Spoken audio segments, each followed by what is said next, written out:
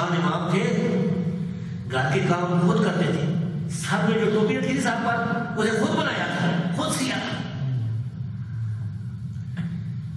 اور کثرت سے قرآن کریم کی تلاوت کرتے تھے۔ تو آپ پھر غالباً 242 یا 243 ہجری ہے بیمار ہو گئے۔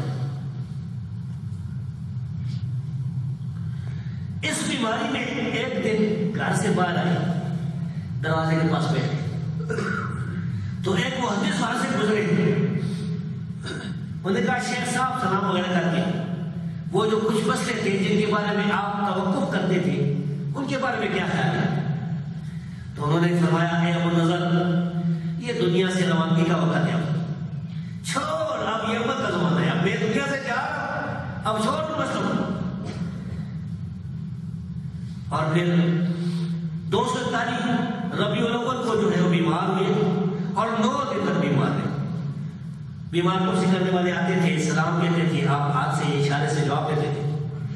وہ جو ابتدار تھا وہ بھی آئے بیمار کو گری، انہوں نے کہا نہ اس کو آنے نہ دو، اس کو اجازت نہیں دی کیونکہ ظالم تھا وہ بادشاہ۔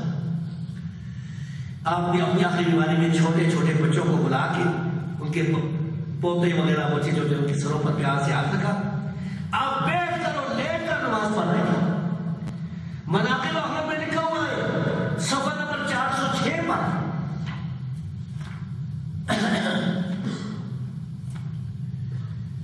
یہ لکھا ہوا ہے کہ وکانا، یہ دیکھیں صفحہ نمبر 406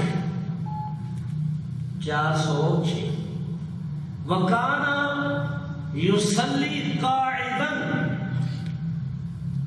اور آپ بیٹھ کر نماز پڑھتے تھے، ویصلی، وہ مستجی اور لیٹ کر نماز پڑھتے تھے، ذرا طبیعت ٹھیک ہوتی بیٹھ جاتے تھے اور طبیعت ٹھیک ہوتی لیٹے تھے نماز پڑھتے۔ لا یکاد یفطر، یعنی نمازیں نہیں چھوڑتے، سلام بیٹا پھر نماز پڑھتی، وَيَرْفَعُ يَدَيْهِ فِي مَا يَقُولُ، اور لیٹے ہوئے بھی رفع یدین کرتے تھے رکوع سے پہلے۔ رسول اللہ صلی اللہ علیہ وسلم کی سنت سے جتنا پیار تھا بہت کم ہے، بالکل آخری بیماری۔ اور پھر جو ہے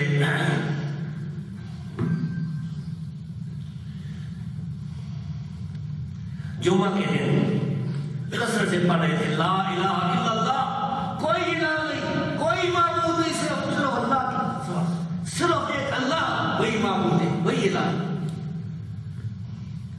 آپ نے اپنا رخ قبلے کی طرف، خانہ کعبہ کی طرف، اس طرح چل رہے، اور دوپہر سے پہلے جمعہ کے دن آپ کی روح جسم سے نکل گئی، اور لوگوں نے کبھی کوچوں میں رونا شروع کر دیا، دنیا اجڑ گئی، دنیا تباہ ہو گئی۔ صالح کہتے ہیں کہ وفات کے وقت میرے ابا جو ہے باتیں نہیں کر سکتے تھے، زبان لڑا رہے تھے،